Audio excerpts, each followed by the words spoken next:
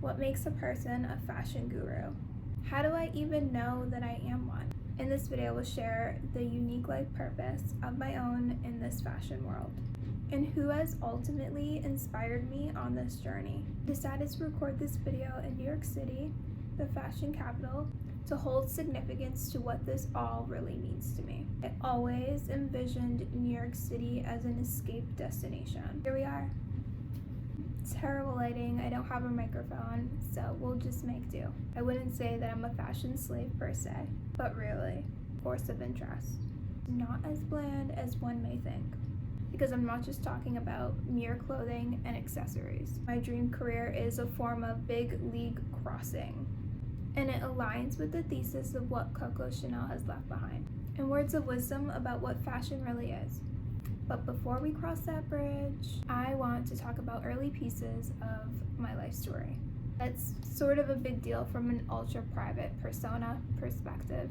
I have massive Scorpio influence in my chart, so this is rather revealing. Will play a more intimate role as far as connecting with you here on this channel. If you don't know, I'm Nina. This is the Santa Moda channel. If not, welcome back. It's pretty fashion themed here. I'm an aspiring fashion forecaster, and I have made this channel dedicated to anyone who wants to learn about the different perspectives to fashion, and of course, styling.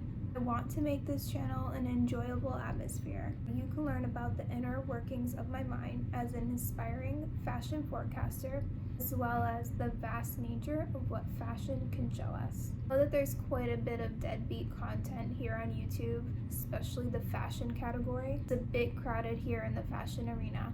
I don't look up competitors, and I sincerely create content in ways that inspire me. Let's get into it. Dressing is freedom.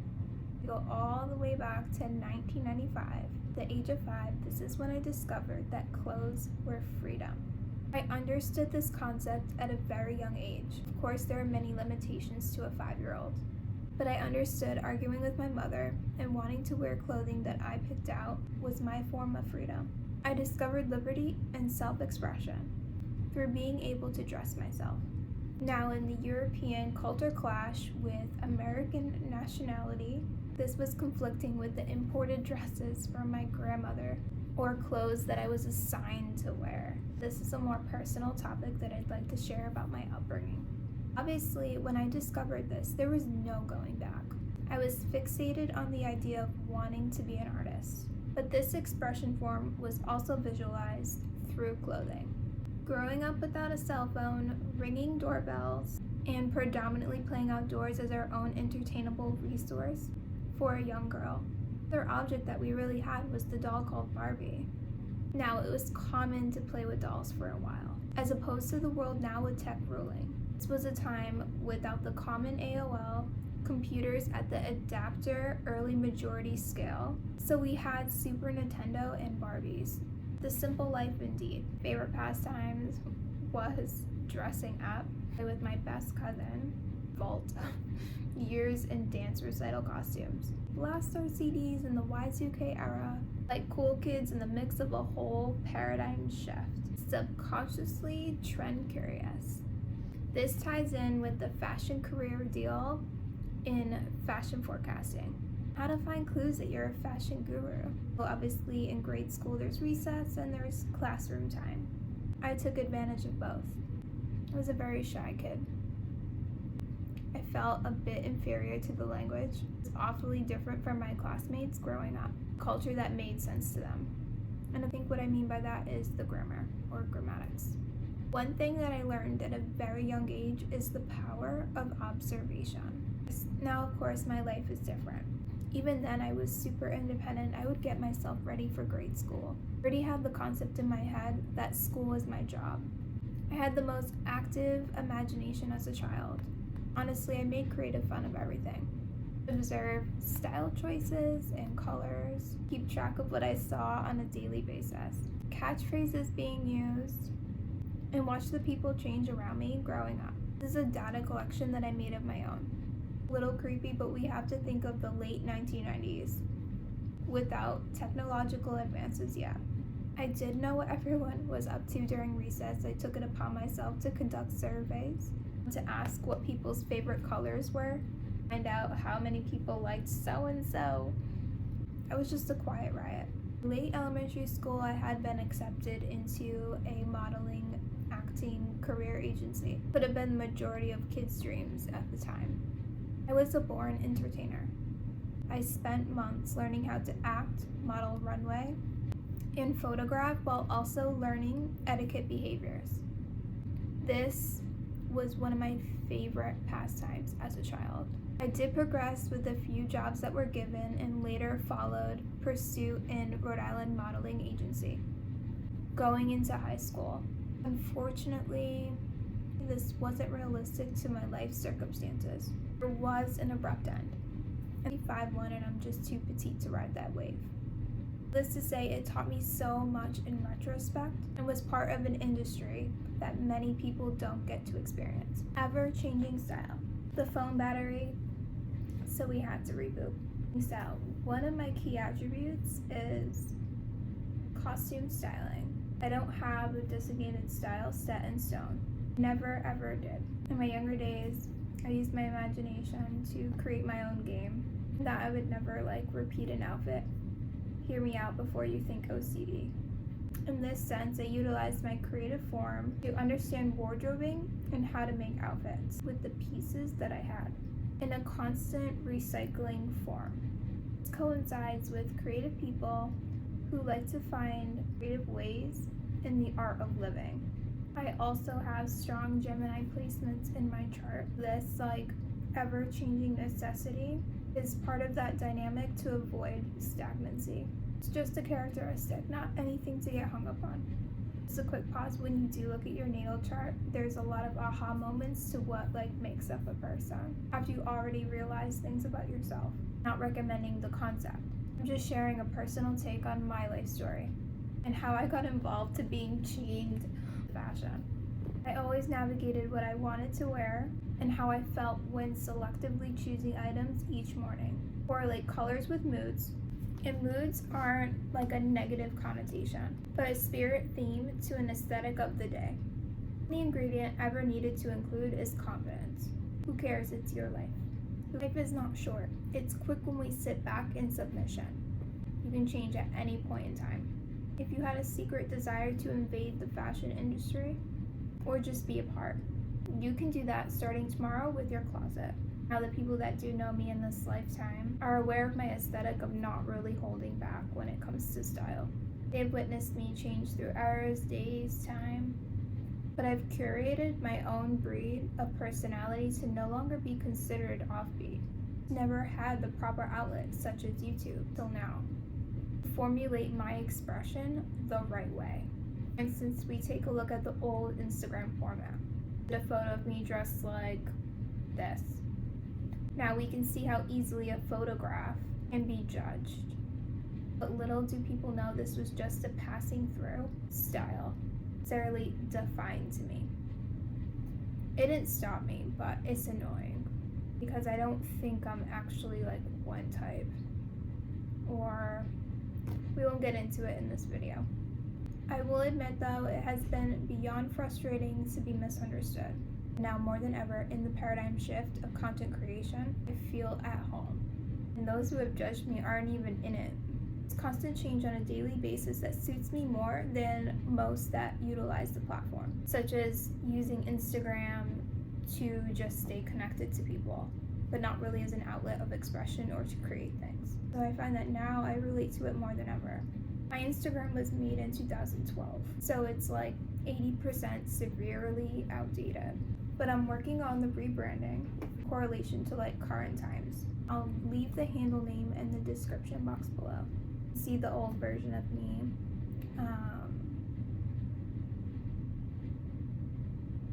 Just want to take a pause for that person. Delete most photos, but I have archived hundreds. Still a personal perspective on there for you to understand my fashion world in an intimate way. Gift language and hand-me-downs. Truly more wood for the fire. Allowed my passion to grow stronger, implementing these items into my wardrobe. So they weren't junk items. This allowed me to have so many aesthetics to play with in my wardrobe. So now I'm older, I use the word aesthetics, but it's so fun when you can still connect to your inner child. This is probably why thrifting and secondhand shopping don't sketch me out as much as most people. They feel like weird. Feel to me as treasures, surprises. Love the thrill of the hunt. And with thrifting, it's the unique items that you find. The comfort of this idea continues to blossom because in a way, it's recycling of goods that can bring people joy. Finding those resonating pieces that feel special to find. I guess it's an acquired taste because like you go to the store, a thrift store, you're not having mass production of sizes, right? You're just like, what am I gonna find? Oh my goodness. Honestly, I wish my friends lived near me because like it'd be such a cool outing to just like go and see what we can find or not find anything at all. Well, honestly, I am into antiques. Just this past summer, I was like, I like to play with paint and wood. I don't know. I was like redoing furniture with chalk paint. I think I found my retired hobby for sure, restoring furniture. Let's get into Coco Chanel. Wow. So I mention it probably every other video, but let's get into it again in this video. I wrote a thesis on Coco Chanel. My senior year in high school inspired me to pursue fashion as like a life choice in my major. I'm saying it super slow because it's like the emphasis. I've created 2 fashion forecasting videos thus far. Feature Coco Chanel, which is a driving force behind the objective in the theory. These are the quotes that have truly moved me in all that I've done thus far with overseas endeavors, data collection, and life philosophies. Honestly, I created this channel for her, and it actually wasn't going to be me on a rampage about what fashion is. It was just going to be a tribute to her and her life story. Made a quintessential impact on women's newfound expression. It's deep. She died alone, and she should have died the Patron fashion saint. Get into these quotes to ponder what fashion really is. Fashion is not simply a matter of clothes. Fashion is in the air, born of the wind. One intuits it. It is in the sky and on the road. Fashion is not something that exists in dresses only. Fashion is in the sky, in the street. Fashion has to do with the ideas, the way we live, and what is happening. Obviously, we idolize Chanel for the designer Chanel, but we don't know how much she's contributed. I made a video about her and I put it under the unlisted category. I may redo the video. Let me know in the comments if you want me to do the video. I literally go on a rampage about her. It's like 6 minutes long. But let's continue. Significant impact in my life. And those who think fashion is mediocre or superficial on one's life. Fashion weeks with glitz and glam are just a small portion of what the fashion concept is, as these are ways for designers to project themes of life, movement, and what's to come. And I'm going to give you an example right now from this past fashion week last month.